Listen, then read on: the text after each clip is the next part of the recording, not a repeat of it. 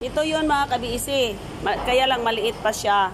So ito po, kung atin siyang i-freeze, may tubig po siya dito. I-freeze natin, oh, tingnan nyo na, may tubig siya. Ito po yung gamot sa buhok niya mga kabiisi. Oh. I-freeze natin siya, mayroon siyang tubig. Maganda ito sa buhok.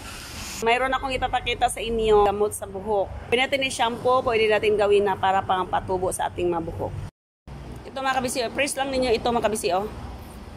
O na, gamot ito mga kabisi sa mga buhok natin, mga sakit ng ulo, ganyan oh. Ganda sa buhok mga kabisi oh. Lagay natin.